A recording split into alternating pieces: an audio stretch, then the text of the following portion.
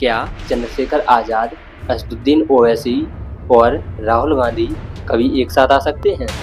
अगर ये तीनों नेता किसी राजनीतिक समझौते या गठबंधन में आते हैं तो उत्तर प्रदेश और देश की राजनीति पर इसका क्या असर पड़ेगा? क्या दलित, मुस्लिम और कांग्रेस समर्थक वोटों का कोई नया राजनीतिक समीकरण बन सकता है? क्या इससे 2027 का चुनाव पूरी तरह बदल सकता है? और सबसे बड़ा सवाल, अगर ऐसा गठबंधन बनता है तो क्या इनमें से कोई मुख्यमंत्री बन सकता है, या फिर क्या ऐसा भी हो सकता है कि गठबंधन में सीटों के हिसाब से मुख्यमंत्री पद बारी बारी से मिले?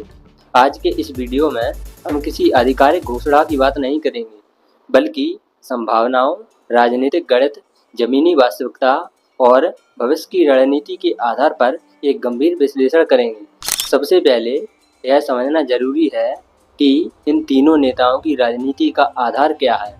चंद्रशेखर आज़ाद की पहचान एक संघर्षशील बहुजन नेता के रूप में बनी है।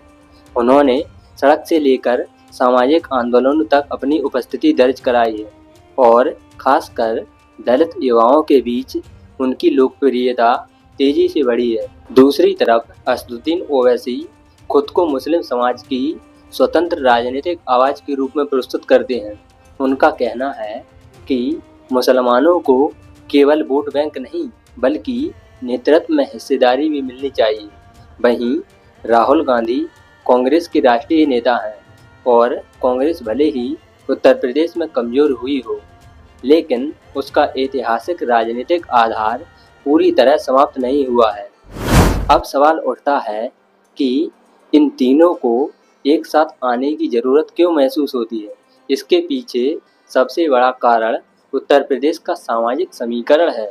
उत्तर प्रदेश में दलित वोट बड़ी संख्या में है, मुस्लिम वोट भी कई सीटों पर निर्णायक भूमिका निभाता है और कांग्रेस का कुछ पारंपरिक प्रभाव अभी भी कई क्षेत्रों में मौजूद है। इसलिए कुछ राजनीतिक विश्लेषक यह मानते हैं कि अगर दलित, मुस्लिम और कांग्रेस समर्थक वोट किसी हद तक एक मंच पर आते हैं तो उत्तर प्रदेश की राजनीति में एक नया प्रयोग देखने को मिल सकता है। लेकिन यहाँ एक बहुत महत्वपूर्ण बात समझनी होगी। राजनीति केवल वोट प्रतिशत जोड़ने का खेल नहीं है। अगर किसी पार्टी को 10% वोट मिले और दूसरी को 15%, तो इसका मतलब यह नहीं कि दोनों मिलकर 25% वोट आसानी से ले आएंगे। वोटों का ट्रांसफ़र तभी होता है जब कार्यकर्ता, स्थानीय नेता और मतदाता उस गठबंधन को दिल से स्वीकार करें। इसलिए यह कहना कि चंद्रशेखर आज़ाद, ओवैसी और राहुल गांधी एक साथ आते ही पूरा दलित और मुस्लिम वोट उनके साथ चला जाएगा, यह वास्तविकता से बहुत दूर होगा। अब एक काल्पनिक स्थिति की बात करते हैं। मान लीजिए कि 2027 से पहले किसी कारण से इन तीनों के बीच कोई राजनीतिक समझ बन जाती है। ऐसी स्थिति में सबसे पहले असर पश्चिमी उत्तर प्रदेश, रोहिलखंड और कुछ शहरी क्षेत्रों में दिखाई दे सकता है। कई सीटों पर दलित और मुस्लिम वोट मिलकर मजबूत चुनौती पैदा कर सकते हैं। कांग्रेस अगर अपने पारंपरिक वोटों को कुछ हद तक वापस जोड़ लेती है और बीजेपी पहले से कमज़ोर होती है तो मुकाबला पहले से ज़्यादा रोचक हो सकता है। लेकिन अब हम उस एंगल पर आते हैं जिसकी चर्चा बहुत कम होती है। अगर ऐसा गठबंधन बनता है और चुनाव में उसे अच्छी सफलता मिलती है तो ज़रूरी नहीं कि तीनों दलों की सीटें बराबर आएं। हो सकता है कि कांग्रेस सबसे ज़्यादा सीटें जीत ले, चंद्रशेखर आज़ाद की पार्टी उससे कम सीटें लाए और ओवैसी की पार्टी कुछ चुनिंदा सीटों पर सफल हो। ऐसी स्थिति में मुख्यमंत्री पद को लेकर कई तरह के फॉर्मूले बन सकते हैं। भारतीय राजनीति में पहले भी कई राज्यों में रोटेशन या साझा नेतृत्व की चर्चाएं होती रही हैं। इसलिए यह संभावना पूरी तरह असंभव नहीं मानी जा सकती कि गठबंधन बनने पर सीटों के हिसाब से मुख्यमंत्री पद बारी बारी से देने का प्रस्ताव आए। उदाहरण के तौर पर अगर किसी दल की सीटें सबसे ज़्यादा आती हैं तो वह पहले 2 साल मुख्यमंत्री पद संभाले, उसके बाद दोनों पार्टियों को डेढ़ डेढ़ साल का मौका दिया जाए। ऐसा करने के पीछे एक राजनीतिक तर्क यह भी हो सकता है कि नए नेताओं को प्रशासनिक अनुभव जल्दी मिलेगा। मान लीजिए कि चंद्रशेखर आज़ाद जैसे नए नेता को गठबंधन में 1.5 साल के लिए मुख्यमंत्री बनने का अवसर मिलता है। इससे उन्हें केवल राजनीतिक लोकप्रियता ही नहीं बल्कि शासन चलाने, प्रशासन संभालने, अधिकारियों के साथ काम करने, बजट, कानून व्यवस्था और विकास योजनाओं का व्यवहारिक अनुभव भी मिलेगा। और जब वो आगे चल के पूर्ण बहुमत हासिल करके सरकार बनाएंगे तो उनको पहले से ही शासन प्रशासन का अनुभव रहेगा। हालांकि यह केवल एक संभावना है, कोई निश्चित राजनीतिक योजना नहीं। ऐसी व्यवस्था तभी सफल हो सकती है जब सहयोगी दलों के बीच एक गहरा भरोसा हो। मुख्यमंत्री पद सबसे संवेदनशील मुद्दा होता है और कई बार इसी कारण गठबंधन सरकारें टूट जाती हैं। इसलिए यह कहना कि ऐसा रोटेशन मॉडल निश्चित रूप से लागू हो जाएगा, यह कहना सही नहीं होगा। लेकिन राजनीतिक विश्लेषण के स्तर पर इस संभावना पर चर्चा की जा सकती है। अब सबसे बड़ा सवाल, क्या इनमें से कोई 2027 में अकेले अपने दम पर मुख्यमंत्री बन सकता है?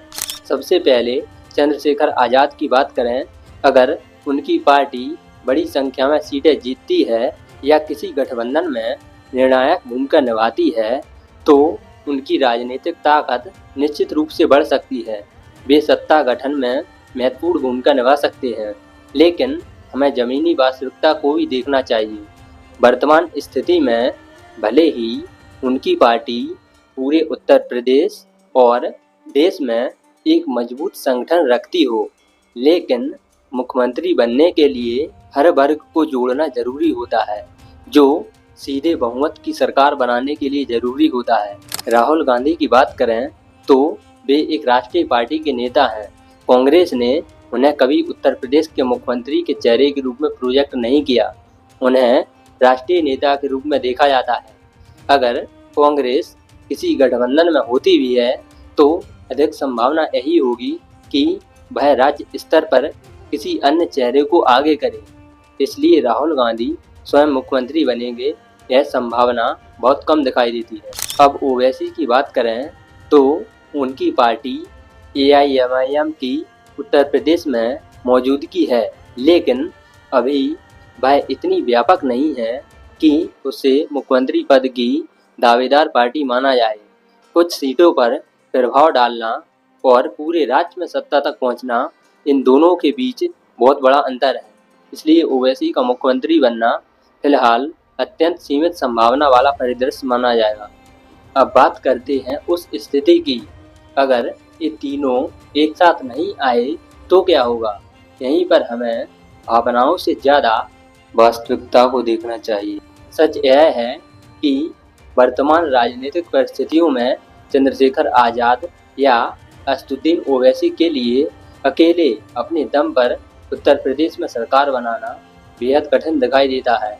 यह कहना कि वे अभी निश्चित रूप से जीत सकते हैं तो यह वास्तविकता से आंखें मूंदना होगा।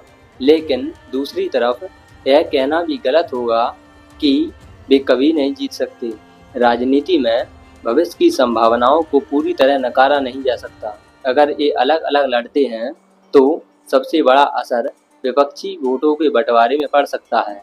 कई सीटों पर दलित, मुस्लिम और कांग्रेस समर्थक वोट अलग अलग उम्मीदवारों में बढ़ सकते हैं। इससे भाजपा को लाभ मिलने की संभावना बढ़ सकती है। यही वह तर्क है जो गठबंधन समर्थक अक्सर देते हैं। उत्तर प्रदेश की राजनीति में समाजवादी पार्टी की भूमिका को भी नज़रअंदाज नहीं किया जा सकता। मुस्लिम वोटों का एक बड़ा हिस्सा लंबे समय से समाजवादी पार्टी के साथ जुड़ा माना जाता है, लेकिन अब यह मुस्लिम वोट चंद्रशेखर की तरफ शिफ्ट होता दिख रहा है। इसलिए ओवैसी और कांग्रेस अगर कोई नया समीकरण बनाना चाहते हैं तो उन्हें समाजवादी पार्टी के प्रभाव को भी ध्यान में रखना होगा। इसी कारण उत्तर प्रदेश में किसी भी नए गठबंधन की चर्चा केवल 3 नेताओं तक सीमित नहीं रह सकती। अब अगर हम भाजपा के दृष्टिकोण से देखें तो विपक्ष का बटा रहना उसके लिए हमेशा फायदेमंद ही होता है, लेकिन अगर विपक्ष किसी प्रभावी सामाजिक गठजोड़ में बदलता है तो मुकाबला कठिन हो सकता है। इसलिए 2027 का चुनाव केवल पार्टियों का नहीं, बल्कि सामाजिक गठबंधनों, नेतृत्व क्षमता और संगठनात्मक ताकत का चुनाव होगा। दोस्तों, इस पर आपके क्या विचार हैं? आपको क्या लगता है, क्या चंद्रशेखर आज़ाद, असदुद्दीन ओवैसी और राहुल गांधी भविष्य में किसी राजनीतिक समझौते के तहत एक साथ आ सकते हैं? अगर ऐसा गठबंधन बनता है तो क्या सीटों के आधार पर मुख्यमंत्री पद बारी-बारी से मिलना चाहिए?